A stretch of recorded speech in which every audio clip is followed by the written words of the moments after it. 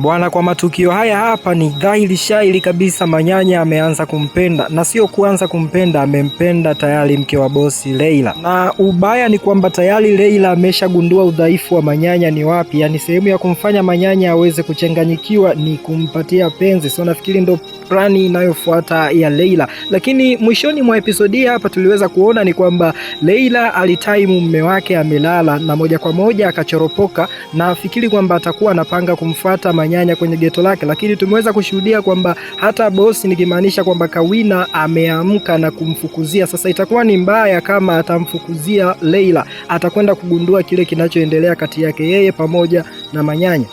Sasa nikuombe ubonyeze neno subscribe kwenye chaneli hii hapa ya Anova Films, halafu nikupitishe sehemu za muhimu zaidi. Kama nilivyoweza kukwambia ni kwamba sio rahisi kwa Mr. Kawina kwa sauti alizozisikia jana usiku, pindi ambapo Mr. Manyanya alikuwa kwenye hisia kali mara baada ya kushikwa sehemu mbaya na Leila. Nafikiri kwamba aligundua kuna kitu kilichokuwa kikiendelea kati yake yeye pamoja na mke wake, na hii ni mara baada ya yeye kutoka kidogo kwenda kuchukua maji ama kuoga kidogo. Na unajua, mimi nilijua tu lazima kuna kitu ambacho Mr. Kawina ameanza kugundua kati ya Manyanya pamoja na binti ambaye anaitwa Leila, na hii ni kutokana na kwamba episodi iliyopita tuliweza kushuhudia pindi ambapo alikuwa akimuulizia Manyanya kuhusiana na sehemu gani ameweza kuitoa ile hotipoti na imefikaje mle ndani. Sasa majibu ambayo aliyatoa Manyanya yalikuwa ni majibu ya uoga, yani ya wasiwasi. Sasa hii ni kitu ambayo ilimfanya azidi kuhofia zaidi kuhusiana na kitu ambacho kinaendelea kwenye hii nyumba yake.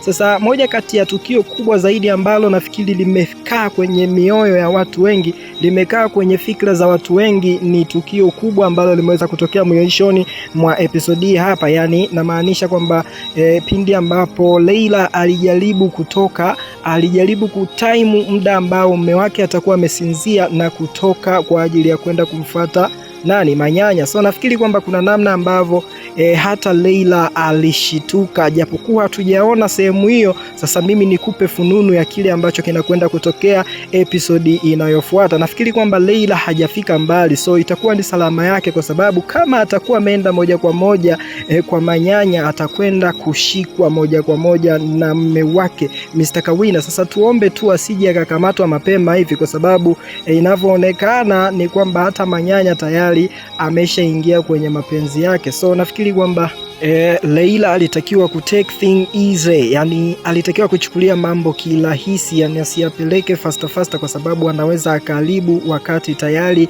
plani zake za kumpata Manyanya zimeshafanikiwa. Sasa nikwambie tu utabiri wangu ni kwamba Mr. Kawina hatafanikiwa kumshuhudia mke wake Leila akielekea kwa Manyanya. Huo ndo utabiri wangu ambao ninakupatia, amini usiamini. Kama itatokea hivyo, basi mimi nitaacha kufanya uchambuzi. Nikwambie tu kwamba subscribe kwenye channel hii hapa ya Anova Films.